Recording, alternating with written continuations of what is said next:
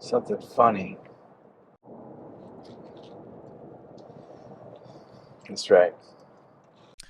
On winter solstice, Austin and I got together to do a process, a ritual of sorts, to connect to the environment around us, to nature, to the Great Mother.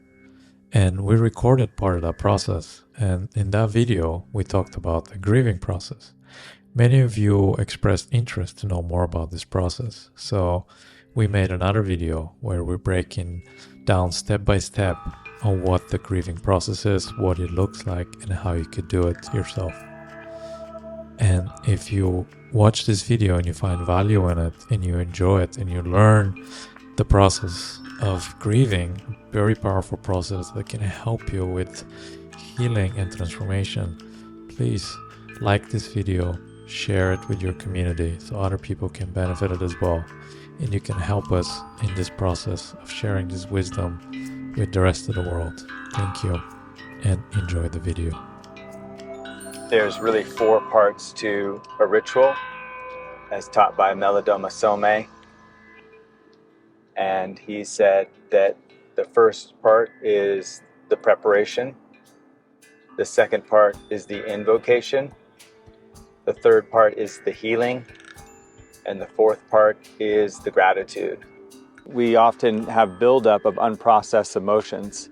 And so a grief ritual is basically an opportunity for us to be able to create a ritual and ritual space by which we are able to process our emotions better. And really, this is also a way by which we get to connect with the Great Mother, with Mother Earth, by asking her specifically for us to help us compost those emotions. Often in different traditions, for example, in the Lakota tradition, they talk about hucha, all the stuff that is not yours to carry anymore. And in ceremonial space, there's a letting go of hucha, which often involves purging or strong emotions, or just tears, those sorts of things. Yeah, the last time we were here, Ristian and I, on winter solstice, were doing a grief ritual, first and foremost because we were here wanting to wed ourselves to the land, to build our sense of sovereignty with all that is, the land that is always already here,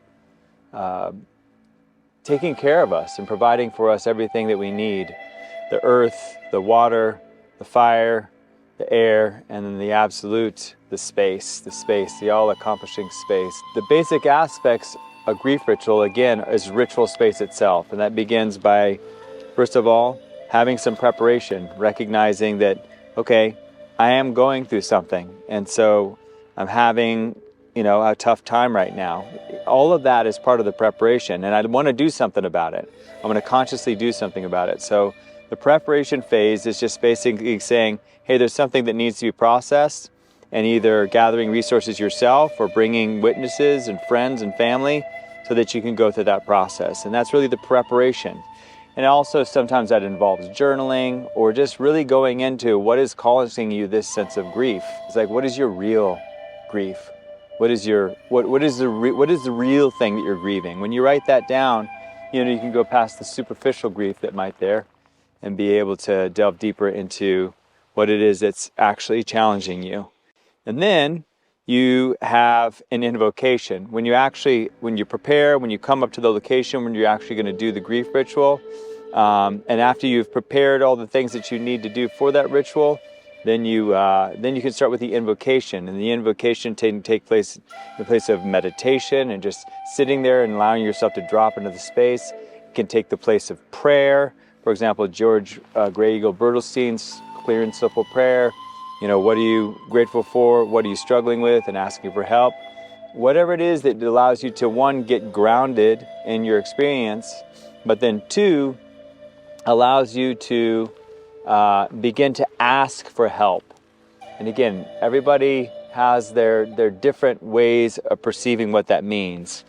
For myself, who primarily orients with Tibetan Buddhism and Lakota shamanism, typically when I'm praying, I'm thinking of basically beings and places, and really land that I know that supports me on some levels. So for example, I love a place in the Sierra Nevadas that I call the universal ground of everything. I have a relationship with the Pacific Ocean and the Golden Gate. I have another relationship with the Ojai Valley, and I have another relationship with Mama Shasta, Mount Shasta. And so all of those can be invoked and brought in order so that you're creating this container. So that's the invocation, and the invocation itself begins the grief process. Once you begin the process, the most simple form that I know of a grief ritual is just basically going into nature and finding a place where you feel comfortable, digging a hole, asking permission for the Great Mother, then digging a hole, something you can put your face in so that you can literally say, I'm grieving right now, will you take this from me? While you're in that space, you're kind of allowing yourself to say, what is going to be a good place for this ritual to happen? And so there's an exploration, a curiosity. Again, you're already invoked that you want some relief from this grief. And then once you're into this space, it's like it starts to become a dance between you and the world around you. And to the best of our ability, we try to let that executive functioning go. Try to get rid of the sense of like figuring it out. We really want to be building that relationship in the ritual space with the space itself, wherever you are. Once you find the space and dig the hole, then you can begin the process of saying what you're sad about, what you're struggling with, what you're even angry about or frustrated, or what's giving you a hard time. And you're literally giving that energy up to the earth for it to be composted. And then once you're done, typically, you can do it on your own, or if you have a witness there, you can come back in and basically give thanks. Right? That's the fourth step of the grief ritual, is basically saying thank you. And also, if you have witnesses there, get in a hug, allowing them to say what they witnessed with you. And again, but in general, just giving that sense of thanks. And that's basically that's the grief ritual in terms of there's more elaborate ones that can be done, but that's a very simple way of just asking the earth to help you. Just in that asking, for most modern Westerners, that's a big deal, because often we see ourselves as very isolated and alone, and not necessarily related to this bigger, wider web of existence. When we ask for help from the earth directly, the earth is here to help, because the earth itself, the Great Mother, is life. And the Great Mother loves life.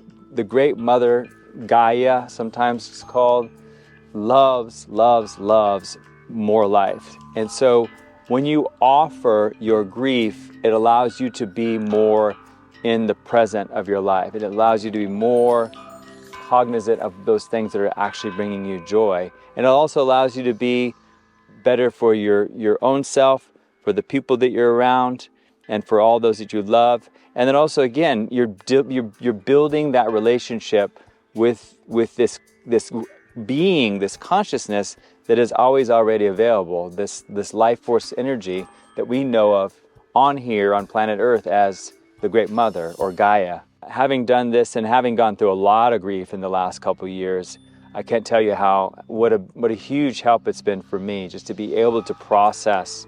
And it's, not only has it helped me feel better inside my body, it's also made me feel more connected to the places that I go to where these grief rituals have happened. And that's the other wonderful thing. You start to build a relationship with the land. Probably said this before, but I think that the most important thing that we can do right now is almost like Animism 2.0, where we all start to recognize that primordial wisdom that is always already available within us, that's always been there, no matter who you are, no matter what race or religion you are, that you have a natural connection with the world, with the Great Mother. But just start to rebuild that relationship with trees, with flowers, with plants, with animals, with clouds, with rivers, with water, with mountains and valleys. All of these places have their own character in the same way that every individual human being has their own character. And that's one of the wonderful things. We stop looking at things as just like, oh, those are mountains over there, or those are more trees over there. We start to build relationship with individual places. And that's again, that's a wonderful, beautiful aspect of just being, taking the time out and recognizing, hey, I got a lot going on, and I need to get some of this out of me, so that again I can cleanse, so I can be available. We're basically kind of on a slope. I'm facing to the east right now, and this is a really big open space. But behind me, there's this hill. Looks like there's some sort of rock in there, probably, and so we had a sense of, okay, here's the open space where you have the big view. Grief is something that seems more internal. So what we did is we started to walk up into this area here. And the goal, and again, the idea is that you start walking and you start to be curious about what are the places that are drawing me in. Because again, we're wanting to build relationships here. And so it's not just about figuring it out in our minds, but allowing there to be a curiosity like, does this place feel good for the grief ritual? What is it about this that feels good? Or maybe we should go a little bit further on. It's really, again, you're trying to let that part of you, the thinking mind, the egoic mind, just sort of relax into the background and then just start to walk around. So we can walk around if that sounds good. Yeah, let's try to do that. We're kind of going uphill. We have to kind of walk around here a little bit. I go up through these rocks here.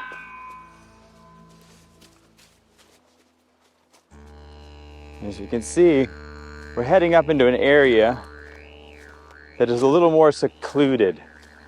Now over here, it's wide open. So, just gonna look for, that looks a little steep over there. We just start walking here. And it feels like as we start to get in here, we're sort of crossing a threshold. We're moving to a real open area, now to a more secluded area, a more protected area. And so I can see almost like, if I look over here, I could go up that way, but here I'm seeing a little, almost like a little animal trail. I'm gonna see what's over here. Suddenly here I see a threshold made up, looks like a, almost a bay laurel over on this side. And some sort of, this might be Doug fir right here. And I just keep going up here. And I can see either people or animals are going up here. All this looks a little too steep for me for the ritual itself, so I'm just gonna keep going up here. See what I see.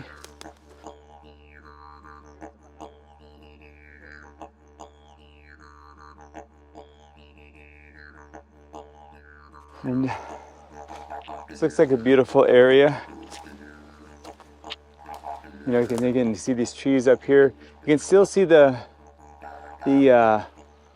space in the background, but now we're starting to be in a more protected space. That's one of the things about the grief ritual is you do want to have a sense of safety. You don't want to be a place where there's going to be people walking by, because it's not going to allow you to fully emote in the way that you need to get it out. So, go this way here. This is an interesting place. It almost looked like either felled trees or cut trees here at some point in time. As you can see, most likely these were cut. And so this in and of itself has a quality of grief to it, in the sense that there's majestic trees that were here at one point in time, and now they're gone. And here I have a little bit of spaciousness, and I feel that sense of protection in here. And so if I were to look around, like here's a tree or a root system where things almost fell over. And so, this might be a nice place in here. I'm looking around to see if there's any poison oak or anything right there. This looks mostly like blackberry in that area there. But again, this might be an interesting place to do it, although it might be hard for me to get my head down in there. Although I do like this just as a place almost of mourning of trees that used to, be living that have fallen over right now. So I'm going to kind of come back over here. And again, I'm doing a lot of talking, but I'm just sort of looking around right now. And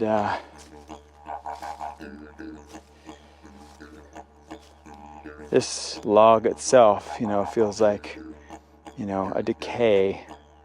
And but this, I'm seeing this here.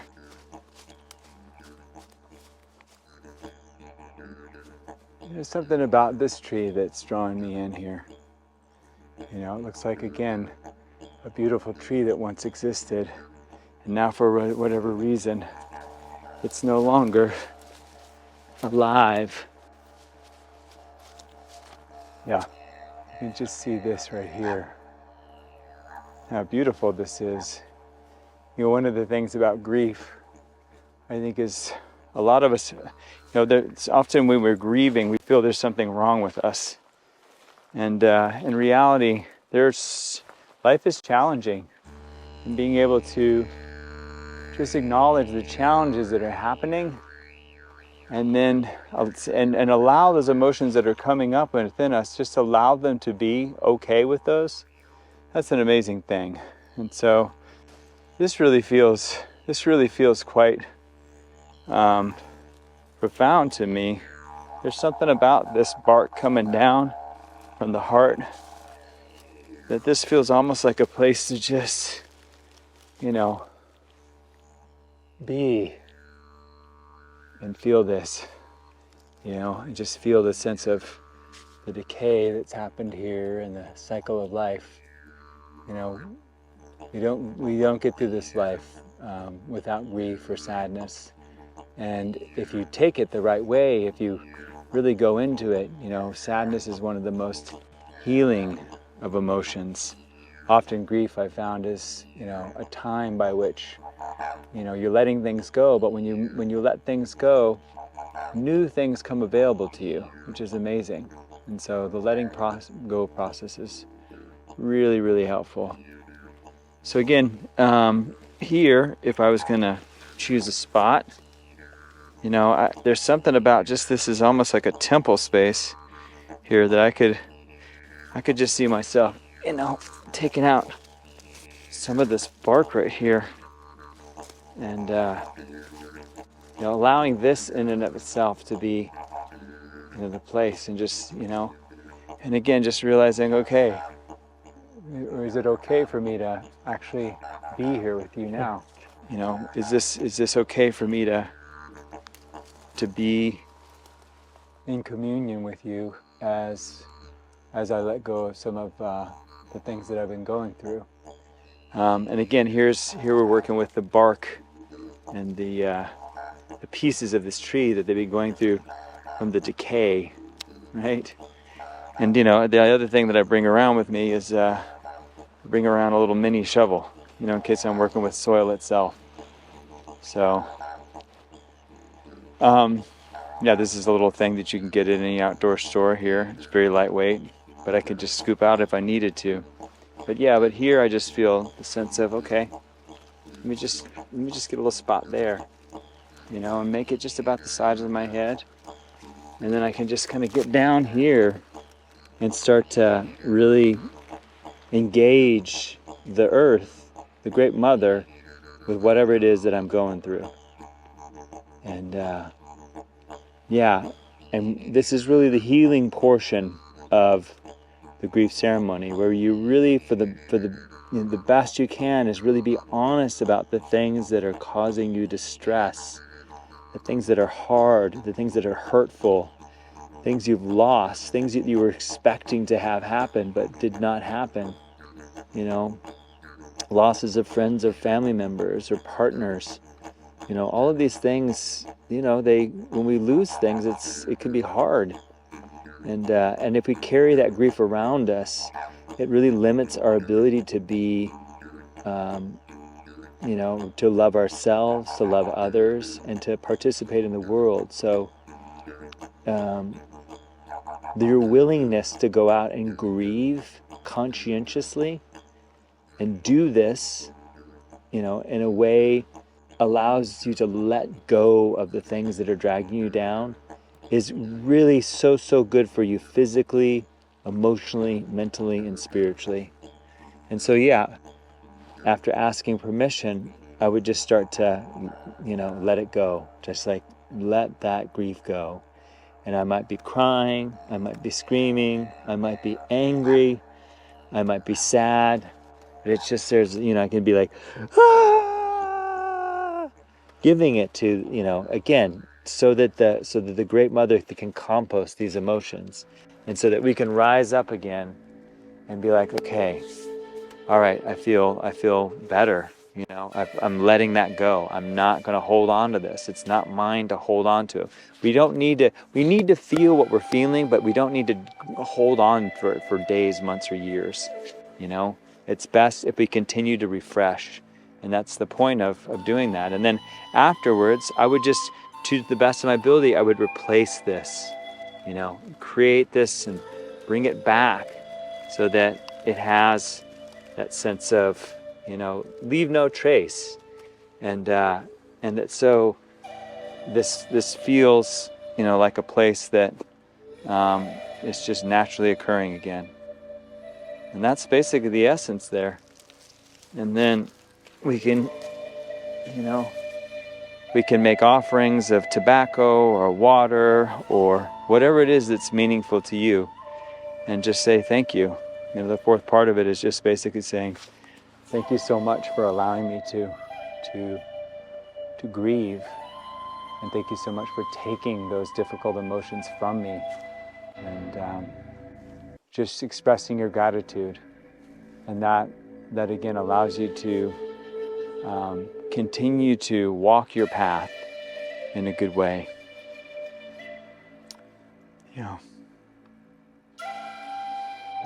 Yeah, we talked about ritual,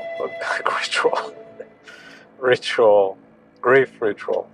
Ritual. Yeah. Ritual. There we go, making up new words. Mm-hmm. Already ahead. Your Bulgarian toughness really Came through Came when through. I needed it. Yeah. Thanks, bud. You're welcome.